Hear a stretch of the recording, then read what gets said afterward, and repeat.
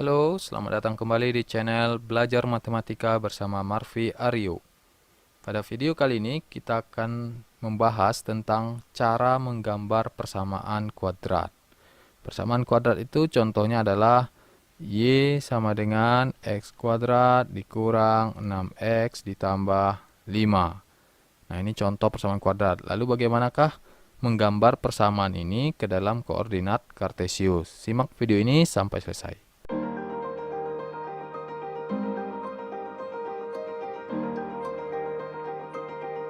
Baik, mari kita lihat contoh ini. Y sama dengan X kuadrat dikurang 6X ditambah 5. Kita ingin gambarkan ke dalam koordinat kartesius. Untuk menggambarkan persamaan kuadrat ini, paling tidak kita memerlukan 3 langkah. Langkah yang pertama adalah mencari titik potong terhadap sumbu X ya. Nah, kita tulis. Cara menentukan titik potong terhadap sumbu X, kita harus menjadikan Y-nya sama dengan 0. Oke. Nah, misalkan begini nih. Kalau ini nanti koordinat kartesiusnya. Oke. Nah, gambarnya misalkan begini. Nah, mana titik potong? Titik potong itu yang di sini nih. Nah, ini yang pertama, ini yang kedua. Ini yang perlu kita cari.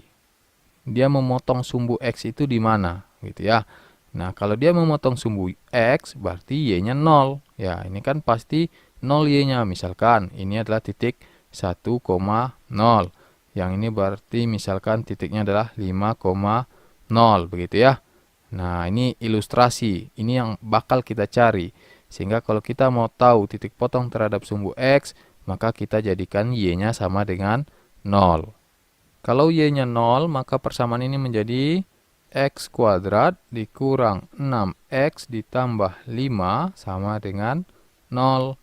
Nah, berapakah nilai X supaya kalau ini kita selesaikan menjadi 0? Nah, caranya adalah dengan memfaktorkan persamaan kuadrat ini. Kalau ada yang belum mahir dalam memfaktorkan, silakan tonton video kita yang berjudul Cara Memfaktorkan Persamaan Kuadrat. Oke, untuk kasus ini, faktornya adalah X ya. Cari bilangan yang kalau dikali dapat 5, kalau ditambah dapatnya negatif 6. Jawabannya adalah negatif 1 dengan negatif 5. Ya. Negatif 1 tambah negatif 5 itu negatif 6. Negatif 1 dikali negatif 5 dapatnya plus 5. Oke, kalau sudah begini berarti X-nya sama dengan 1 atau X-nya sama dengan 5. Oke, X-nya ada 2 ya. 1 atau 5. Berarti dari sini kita dapatkan 2 titik. Titik yang pertama kita misalkan titik A. Nah, dengan koordinat 1, yang ini ya, 1,0. Oke, lalu titik yang kedua kita misalkan titik B, koordinatnya adalah 5. Dari sini tadi 5,0. Kenapa Y-nya 0? Ya, dari tadi kan dari awal kita sudah bikin Y-nya sama dengan 0.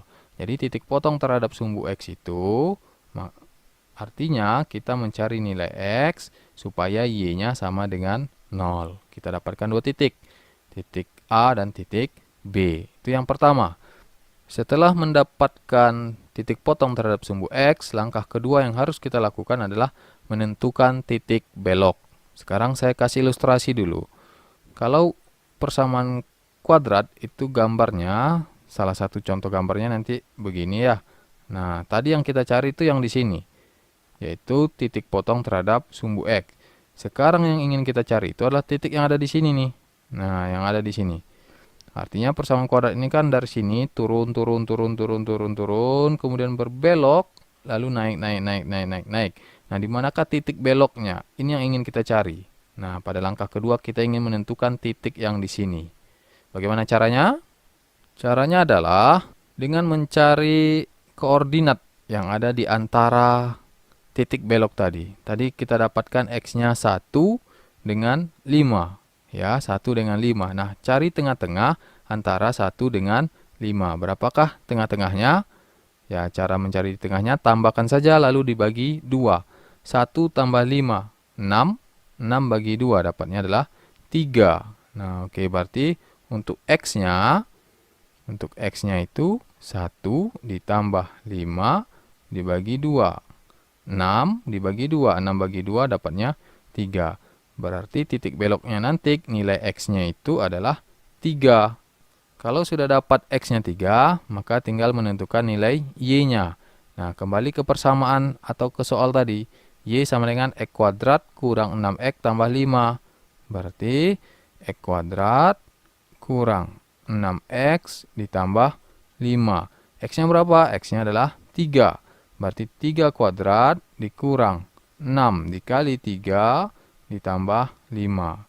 3 kuadrat itu adalah 9. 6 kali 3, 18. Ditambah 5. 9 kurang 18, negatif 9. Negatif 9 ditambah 5 adalah negatif 4. Sehingga titik beloknya, ini kita misalkan titik C. X-nya adalah 3, Y-nya adalah negatif 4. Berarti titik C itu koordinatnya adalah 3, negatif 4. Kita sudah dapatkan 3 titik ya. Titik A, titik B, dan titik C. Nah, langkah terakhir, langkah yang ketiga yang perlu kita tentukan adalah mencari titik bantu. Saya ilustrasikan terlebih dahulu. Kalau tadi kita sudah dapatkan titik potong terhadap sumbu X, itu ada 2, misalkan A dan B. Lalu kita sudah dapatkan titik beloknya, yaitu titik C. Ini titik C ya. Nah, ini misalkan titik A dan titik B-nya. Lalu kalau kita hubungkan, jadikan begini. Nah, baru sebatas itu. Nah, grafik ini harus kita perpanjang. Nah, kalau ini berarti kalau diteruskan ini bakal ke atas gitu ya. Ini juga kalau diteruskan bakal ke atas. Tapi tepatnya di mana gitu. Ini titik berapa yang di sini. Nah, ini juga titik berapa. Nah, kita misalkan ini adalah titik D-nya, ini adalah titik E-nya. Nah, inilah yang ingin kita cari, titik D dan titik E. Nah, ini kita sebut dengan titik bantu, supaya gambar kita ini menjadi sempurna. Oke, tahu ya apa yang perlu kita cari? Nah, lalu bagaimana caranya? Cara menentukan titik bantu adalah dengan melihat kembali hasil yang kita dapat pada titik potong sumbu X tadi. X-nya adalah 1 dengan 5. Nah, lihat mana yang paling kiri, 1 dengan 5. Yang kiri adalah 1, yang kanan adalah 5. Nah, titik bantu, ambillah yang ada di sebelah kiri yang pertama, dan di sebelah kanan yang kedua. Gitu ya. Oke, tadi kita dapatkan X-nya 1 dengan 5. Jadi tadi kalau satunya itu ada di sini, ini misalkan 1, 5-nya ada di sini. Nah, mana titik bantu yang kita ambil? Ambil yang ada di sebelah kiri dari 1. Nah, yang sebelah kiri 1 berapa? Ada 0, ada min 1, dan seterusnya. Ambil saja 1. 1 ke kiri gitu ya, berarti di sininya 0. Lalu ambil 1 titik lagi di kanan. Nah, karena di sini 5 berarti 6. Oke, berarti titik bantu kita X-nya adalah 0 sama 6. Oke, yang pertama, titik bantu yang pertama itu misalkan titik D tadi ya. Nah, untuk titik D, pilihlah X-nya sama dengan 0. Nah, kalau X-nya 0, masukkan ke persamaannya. Tadi Y sama dengan X kuadrat kurang 6X ditambah 5. X-nya 0, berarti 0 kuadrat, 0. Dikurang 6 kali 0, 0 juga, tambah 5. 5 berarti ya. Y sama dengan 5. Oke, dari sini kita dapatkan titik bantu yang pertama. Kita kasih nama titik D, yaitu 0,5. 0,5.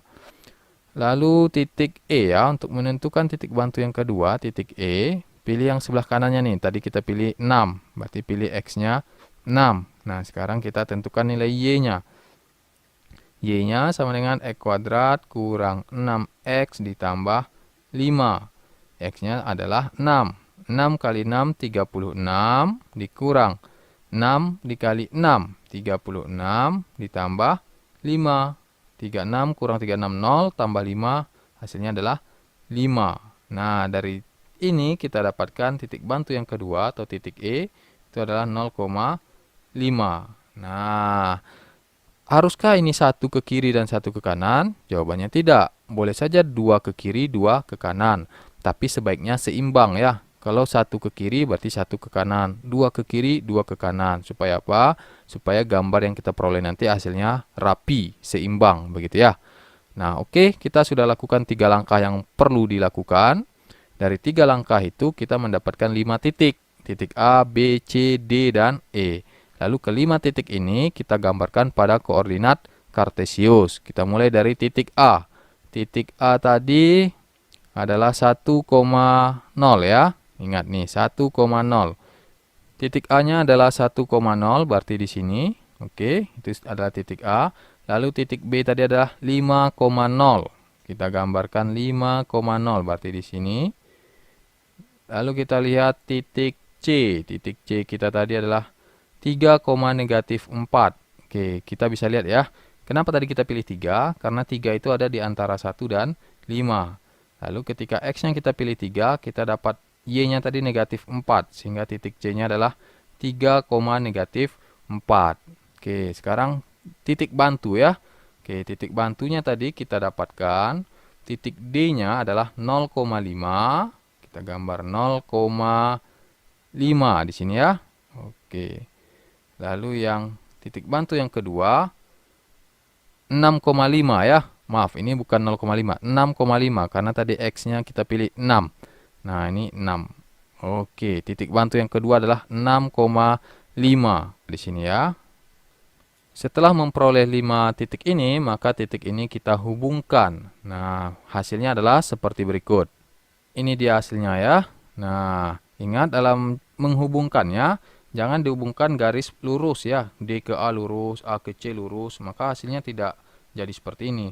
Garisnya itu harus lengkung. Nah, haruskah putus di D dan E? Jawabannya tidak. Seterusnya kita boleh lanjutkan nih ya. Setelah D ini terus ke atas, setelah E terus ke atas, itu boleh ya. Karena memang dia tidak membatasi nilai X-nya. Sehingga X-nya bisa ke kanan. Nah, semakin ke kanan X-nya, maka Y-nya semakin tinggi ke atas. Nah, ini adalah gambar dari persamaan kuadrat. Y sama dengan X kuadrat dikurang 6X ditambah 5. Ini yang kita cari tadi ya. Oke, demikian untuk cara menggambar persamaan kuadrat. Jika ada yang ingin bertanya atau kurang jelas, silahkan tanyakan di kolom komentar. Sampai jumpa pada video kita berikutnya. Dan jangan lupa untuk subscribe dan tekan tombol loncengnya. Terima kasih.